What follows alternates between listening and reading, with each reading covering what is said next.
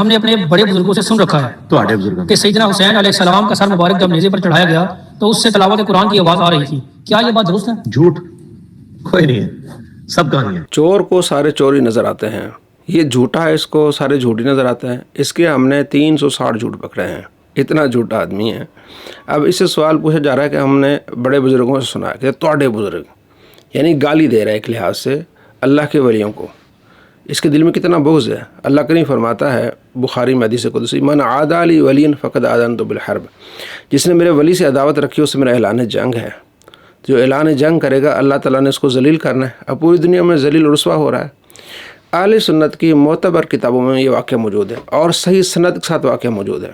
7 کتابوں کے حوالے میں آپ کو بتاتا ہوں، اور یہی واقعہ اہل تشیع کی معتبر کتابیں موجود ہے اور 8 کتابیں موجود ہے.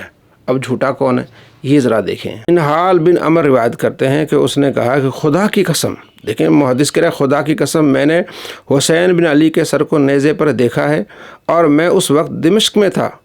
وہ سر سورہ کہف کی تلاوت کر رہا تھا حتیٰ کہ باری تعالیٰ کے اس فرمان پر پہنچا، ام حسبت ان اصحاب الکہف والرقیم کانوا من آیاتنا عجبا. وہ کہتا ہے کہ اس آیت کے فوری بعد سر نے واضح اور بلیغ زبان میں کہا کہ اصحاب کہف سے زیادہ عجیب میرا قتل ہونا اور میرے سر کو نیزے پر اٹھانا ہے. اور کن کتاب موجود ہے یہ دیکھیں، بہترین کتاب ابن عساکر تاریخ کی، اور اس کی 80 جلدیں، اتنی بڑی کتاب ہے. جلد 60 اور صفحہ نمبر 370 پہ لکھا ہوا ہے. اور ابن منظور مصری کی کتاب ہے مختصر تاریخ دمشق، جلد 3 صفحہ نمبر 362 میں لکھا ہوا ہے. صلاح الدین صفدی کی کتاب ہے الوافی بالوفیات، جلد 15 صفحہ نمبر 205 میں.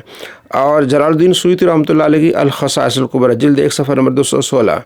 اور جلال الدین سیوطی رحمۃ اللہ علیہ کی دوسری کتاب شرح صدور، اور جلد 1 صفحہ نمبر 210. اور الصحیح الشامی ان کی کتاب سبل الہدی والرشاد، جلد 11 صفحہ نمبر 76 میں. اور عبدالرؤوف المناوی فیض القدیر شرح جامع صغیر، جلد 1 صفحہ نمبر 205. تو یہ اہل سنت کے امام ہے جنہوں نے یہ واقعہ نقل کیا ہے اور سند کے ساتھ نقل کیا ہے. راوی قسم اٹھا کے کہہ رہے ہیں کہ نیزے پر قرآن پاک پڑھنے کی آواز میں نے سنی اور میں نے اس سر مبارک کو دیکھا. اور اہل تشیع کا 8 کتابیں موجود ہیں معتبر کتابوں میں، وہ ذرا دیکھ لیں.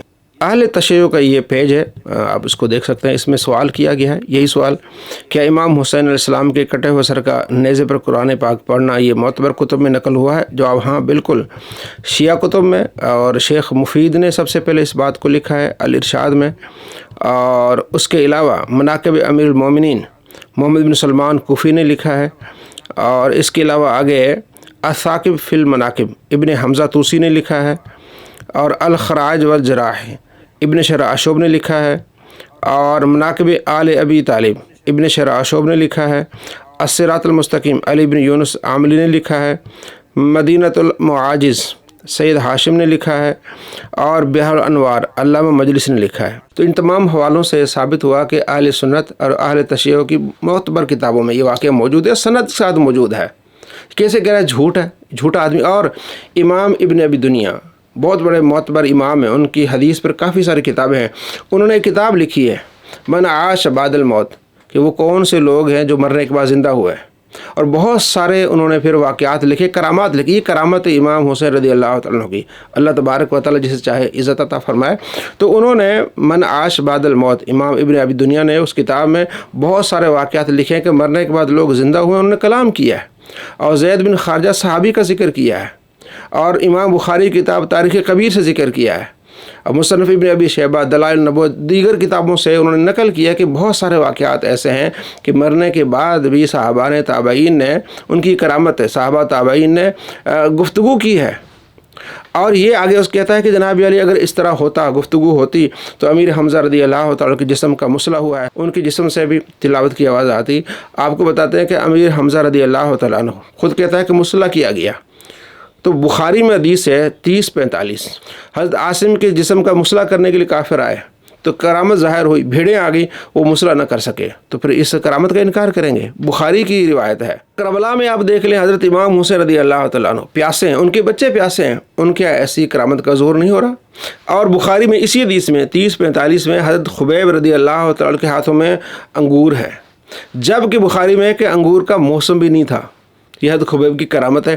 اور دوسری طرف حضرت امام حسین رضی اللہ تعالیٰ عنہ کے بچے پیاسے، وہاں کرامت کا ظہور نہیں ہو رہا. پھر آپ کریں بخاری کا انکار. تو اللہ تبارک و تعالیٰ جب چاہے کرامت کا ظہور فرما دے تو یہ اللہ تبارک و تعالیٰ اسے عزت بخشتا ہے. تو امام حسین رضی اللہ تعالیٰ عنہ کو اللہ نے عزت بخشی ہے کہ سر نیزے پر بھی ہے اور تلاوت ہو رہی ہے. یہ جھوٹا شخص ہے، ایسے جھوٹوں سے آپ نے بچنا ہے.